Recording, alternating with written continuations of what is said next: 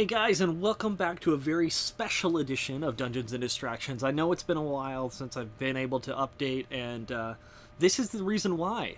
This is the PC version of Gnomoria. Actually, there's no other version of it that I'm aware of. It's usually only PC, but you're seeing live PC footage. From now on, I'm going to be doing a lot of my videos via the PC. I'm going to be restarting the Diablo run-through. I'm going to be hopefully getting Reaper's Souls, and I'm going to be doing a couple of different add-on random ones that I play a lot of RTS games, so it's going to be added into this craziness that we're seeing right now. But this is one I've been waiting for forever. Buddy Avac, well, Buddy, I say Buddy, but we're friends on Steam, so that's cool, right? Anyway, his channel was the one that initially introduced me to this game, so let's get it started. I'm going to show you the basics of setup. I'm going to actually go into the advanced setup because there's a certain way I set up the game because I'm terrible at it. And it's more or less just because I need time to get better at it. So we go normal, and I do an abundant amount of gold. I do reduce everything here because, again, I'm a coward and I'm terrible at this game. I've been finding that my preference to this is that I have some tall land, some wide hills, and a relatively smooth terrain. This creates a pretty awesome looking terrain, but the Land of Hares is not acceptable. Let's go with no, the Spit Kingdom. That's kind of gross. Blindness Kingdom, not one I want to be named after. Land of Grubs.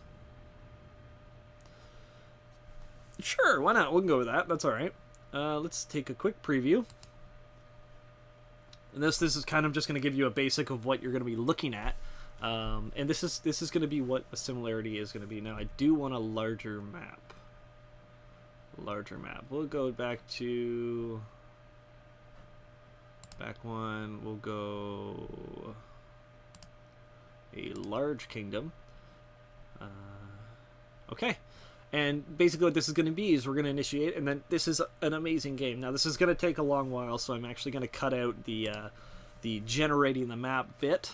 As you can see, it is quite long, so I'll leave that to whatever devices is going to happen, and I'll bring you back in a minute. Okay, guys, here it is. This is the world of Gnomoria. Now, you're going to notice I do have a bunch of little tiny people here. A yak. Yes, a yak. These wonderful creatures will be providing me with food and milk and substance and a variety of other things like skin. I know it sounds kind of morbid, but you can wear it as a coat.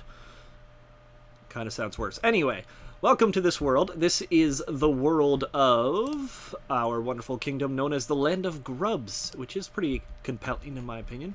You can see that we do have a number of very large mountainous hills, which is excellent.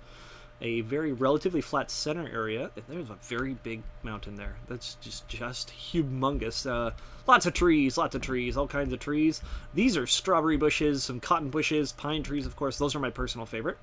So I think this is probably the best place for me to start. This is actually pretty much as convenient as it's going to get.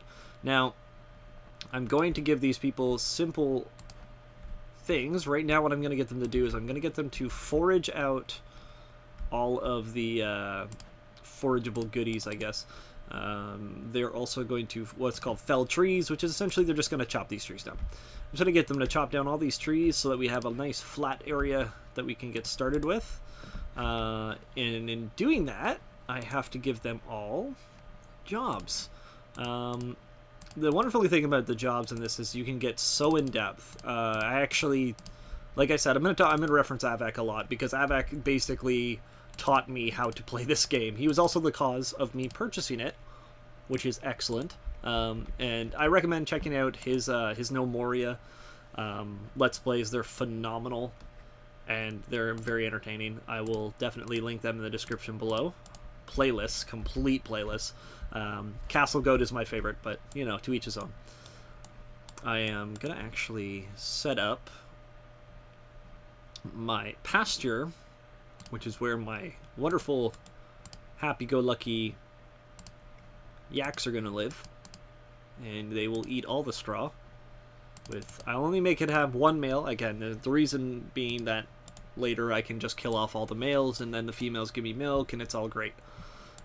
We need a stockpile as well, and I will make the stockpile right here. And I make a fairly large one to begin with. I call it big old stockpile, or stocky. And the reason being is just because this is where I pull all of my resources when I'm outside, and then they will later transfer them and push them out to other places afterwards. And I will show you something else. We're going to go into the... I'm just right-clicking on the world to bring up this menu, by the way. I'm going to build the crates that are wonderful. You start off with 3 crates, 2 barrels, and 2 bags. Now, crates are used to store pretty much everything that isn't stored in barrels and bags. So barrels store any liquids, bags will store any plants, seeds, and things like that. Cotton, soft stuff, mostly like wood, hard stuff goes into the into the crates, obviously. Let's actually spin this around a little bit. This is kind of cool. I have like a ravine that goes in underneath part of the mountain and kind of separates it, which is pretty neat. And I also know what kind of stone I'm gonna have. I'm gonna rock some granite, which is actually a really nice looking stone. So we want to get that pretty early so we can start building our workshops. I gotta give them their jobs. Let's go to the population and see who we got here. Dindle, Tinjai, Ver, Caspart, Stowe, Fawn, Burr, Fistodano, and Gas. Very cool. Very neat. Now, I am going to actually wipe these professions out here. I'm still getting new to this, so don't judge me based on what I come up with.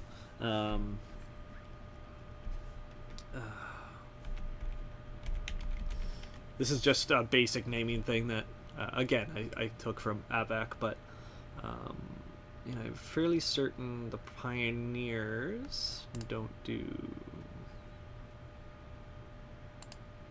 Oh, which one is this? Yeah, I won't have them do that. Well, no engineering early anyway. No ranching. They can do horticulture because that speeds them up, which is pretty awesome, if I'm not mistaken. Again, I'm still learning how to play this game. This is definitely an intro into, hey, this is how you play this game, kind of, sort of, and not really. And what this menu here is, it basically determines the priority of each position. So they're going to mine before they work in the workshop. They're going to do workshop for agriculture. I'm actually going to switch that up with building, because I have a lot of building that I do early game. Now we go with the... Provider. Sure, whatever. Let's go with that. They basically do everything that's opposite. Now, I usually keep the wood on because... Oh, they keep the cloth there. They are not engineers. I don't really need engineers early game. No prospectors really at all early game. Pottery comes up maybe. And agriculture, ranching, and all that, so... Now, we do the wonderful thing of giving them their positions. So this guy is a construction hauler. I would see that he becomes a pioneer, I would believe. He's probably solid on mining. He is also a pioneer. And again, I'm basing this solely on what their initial jobs were, because usually miners and things like that are focusing more on the pioneer side of things. Rancher providing, and see, these guys are mixed because they can go into either, so I'll actually put one in a provider and one in a pioneer. Just kind of mix it up a bit. No one's died yet. That's good. So we're getting a good start. And I don't think I have to do anything else before I start this, so away we go. And it does save periodically every day. It'll pause when it saves. There's also enemies that will pop up in the world as well. So that's pretty good and exciting. And they're all doing that stuff. Look at that, just already working away over there. And now it's time to, I'm going to kind of look around and see what I can do as far as making this place a little bit safer for myself while they do all that stuff. Because there are enemies that do populate and come into the world, animals and things like that. And I do want to dig in to a particular location here. So I tend to do a lot of mining. And since I don't have golems on, I don't really have to worry about them coming through and killing me, because that happened to me in my first playthrough when I very first played this game, and oh my lord. So actually what I'm going to do is I'm setting a boundary right now Actually, you know what? I should go further over here. I'll let them do their thing. And fell some trees here. Them to fell the trees going up there. So I'm thinking I want to keep this mountain range in part of my city at some point. Early game, I'm not going to worry too much. I'm going to get some basic defenses built, and let me take that out. And take those out too. There's lots of food and stuff here, so I'm going to mine that back. I'm going to square this up a bit, and we can figure that out. So I know it's not the most exciting thing to watch, but trust me, it gets pretty intense later in the game. There's not going to be a whole lot of fighting. Now, where do I want to dig these ramp down? Maybe I'll start here, or I'll have them do this. I'm going to dig that back as well. And again, this is another technique that I learned from watching Avak play here. He would tell his gnomes to dig ramps down, and that just made it so it was safer for them to move around and go up and down from the mountainside and basically not fall to their death. And trust me, that's not a good thing. They can fall to their death. I've had it happen. I was very upset. That's why I don't name characters after myself when I play video games. That was the one time I did. It was just like, oh, I died. That's unfortunate. And these guys are not going to have anything to do, so I'm actually going to get them to continue doing that. Actually, you know what? I should get through to some stone, so we'll just do that first. Right. I'm going to turn... I'll remove the ramp here. Just have them dig into the mountainside here. Then we can sort that out in a bit. Actually, you know, I have 2 lanes. I like the 2 walls. To have a 2 block radius there gives them a little bit more range. And as they work and they do get faster, their skills increase over time. And it's again a generally entertaining game. It is one of those survival type games, which is, again, I'm gonna just keep saying again apparently. Here we go. We're working our way through it. We can name some gnomes. We're gonna name some gnomes. Let's name some gnomes. I'm gonna forage up the rest of these scraggly plants that are here, because there is one more thing I gotta do before we get to the nitty-gritty. I need to create some farms here. Now, as pertinent as you may not think it is, but wheat is incredibly important. So much that, you know, it makes it so that people survive. Also, you can use it to make beds. You use it to make food for the yaks, obviously. Very important stuff. You use it for a whole bunch of stuff, actually. You can make beer with it. Alcohol is always good, especially for gnomes. They all deserve to drink. You know, some of them have been through stuff. They've seen things. Like, I don't know what gnomes would see, like horrible giants that have come and eaten their best friend. I don't know. You're going to see me doing a lot of random little tiny things. The way my brain works, it's more or less just me doing quick things so that I can continue to populate my my environment safely. Because there are certain things that you can't plant trees on, clay being one of them, which is what I'm doing right here.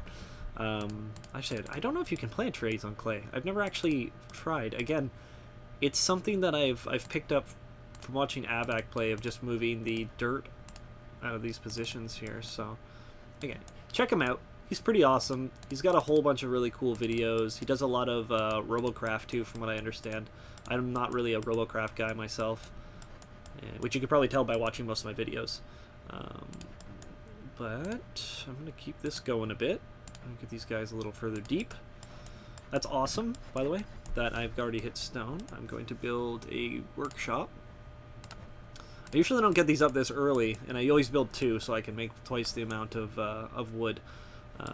We have oranges. We got a lot of stuff around us right now, and these guys are just stay in the pasture. Don't run off on your own, you crazy bastards. And okay, so they're kind of working at chopping those trees down. And we'll get more. And you'll notice that, like, the gnomes aren't really cleaning up. The reason being is because I'm overloading them with jobs right now. I'm like, here, do all of the jobs. And they do them. I like to think without any kind of real reluctance toward me, but I know the truth. Sad, sad little gnomes. The worst is when you get a gnome that, like, has just a really sad looking face. Like, let's see if we got a gnome that has a sad face. Right, here, this guy. Look at this guy. This guy right here. He's got a wicked mustache, but he's sad inside. He's just a really sad guy. So, yeah, I mean, we're going to get stuff kind of rolling. These are the workshops. These are crude workshops. These are basically what you start out with. And like I said, I'm a huge fan of pine. So 90% of the stuff I do is in pine. You know, it's 35. So I've now set these up to create pine planks. I want them to create 35. So they'll make 35 each. I'll end up giving them something to do other than that. I generally set their priority a little higher than everything else that I'm working through. And I don't want them to have generated jobs, because generating jobs means you don't get to get the aesthetics. They'll just create whatever out of whatever. And I don't want that. So, it looks like I'm about set to get everything kind of rolling. This is just the initial setup. We'll kind of hash out the minor details of environment and defenses and things like that in the next episode. Until then, thanks for watching. Don't forget, I'm going to be trying to update more often now that I got the PC running and all my recording stuff set up and good to go. It's going to start kind of flowing out again. I won't be as delayed as I was before. And we just keep the ball rolling this time. Don't forget to like and subscribe. Check my Facebook page out. Give me some love over there, too. We got a lot of people that just recently started following it, so I felt compelled to get more videos up. And I do apologize for the tardiness. I've been a little slow lately, and I'm going to keep that new pace up and running here. So thanks for watching, guys. Really appreciate it as always. And don't forget, every dungeon has its distraction.